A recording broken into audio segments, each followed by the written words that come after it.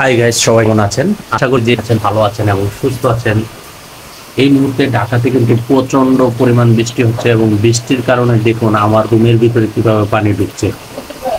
আপনারা যদি একটু খেয়াল করে সামনের দিকে লক্ষ্য করুন, দেখুন কিভাবে পানিতে ভাসছে আমার কলসি জুতো যা আছে সব এভরিথিং কিন্তু ভাসছে এবং পরিপূর্ণ কানায় কানায় কিন্তু পড়ে যাবে বৃষ্টির পানি। এটার মূল কারণ হচ্ছে কি, বিগত আজকে প্রায় 4 বছর রানিং কিন্তু আমি ঢাকাতে এসেছি।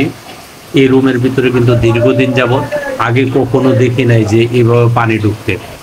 কিন্তু বর্তমানে কেন ঘন্টা 2 ঘন্টা বৃষ্টি হলে কিন্তু রুমে পানি ঢুকছে, কারণ একটাই কারণ, আমি প্রথম যখন এসেছিলাম তখন কিন্তু ঢাকাতে বিভিন্ন রাস্তায় ড্রেনেজগুলা যে এগুলা কিন্তু ক্লিন করতো।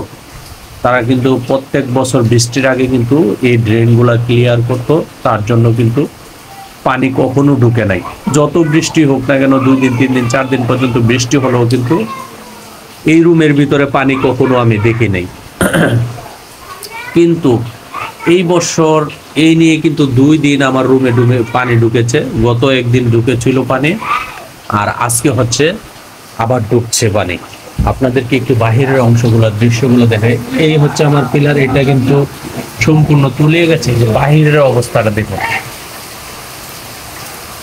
বাহিরের অবস্থাটা যদি আপনারা দেখতে পান তাহলে দেখতে পাবেন যে আসলে পরিপূর্ণ পানিতে কিন্তু তলিয়ে গেছে, একদম মাছ চাষ করার মতো এমন এক অবস্থা। কিন্তু তো এই ড্রেনেজগুলো কিন্তু বিগত 2 বছর যাবত আমি কখনো দেখি না যে আর ক্লিন করার জন্য ক্লিন করতে দেখি নাই। তো আসলে এটার দায়িত্বে কারা আছে, সিটি কর্পোরেশন নাকি জনপ্রতিনিধিরা জানি না।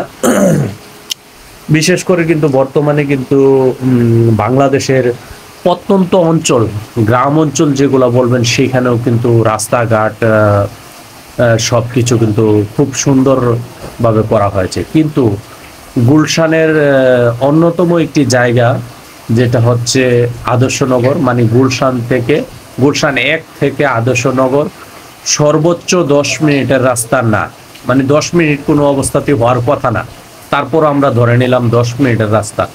এই আদর্শনগর এলাকায় যদি এই অবস্থা হয়, মানে ড্রেনেজগুলা তারা কিন্তু দীর্ঘদিন, মানে বিগত বছর 2 বছর যাবত আমি কখনোই দেখি না ক্লিন করতে। আর তার জন্যই কিন্তু এই সমস্যার সৃষ্টি হয়েছে। তার জন্য এই যে দেখুন, এখন কিন্তু আমার রুম কিন্তু পরিপূর্ণ পানিতে কিন্তু তলিয়ে গেছে। আমার পাটা যদি দেখায় আপনাদেরকে, এই যে দেখুন রুমের ভিতরে কিন্তু পায়ের গিরা সমান কিন্তু হয়ে গেছে। এখনো কিন্তু পানি ঢুকছে, আপনারা দেখতে পাচ্ছেন। এই হচ্ছে বর্তমান অবস্থা।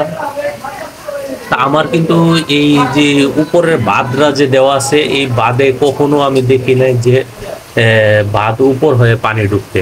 এই বছর আসলে মেনলি হচ্ছে ড্রেনেজগুলো ক্লিন না থাকার কারণে, ড্রেনেজগুলো মেনলি ক্লিয়ার না থাকার কারণে কিন্তু এরকম পানি হচ্ছে। তো দেখুন এই যে অবস্থা, আমার রুমের অবস্থা দেখুন, যে সব কিছু কিন্তু ভাসছে। যে কি দেখাবো, রুমের অবস্থা কিন্তু শোচনীয়। এখন কিন্তু এই রুম বৃষ্টি থামলে কিন্তু রুমে প্রায় ঘন্টা 2 ঘন্টা পরিশ্রম করতে হবে, তারপর যদি এই পানি ক্লিয়ার হয়।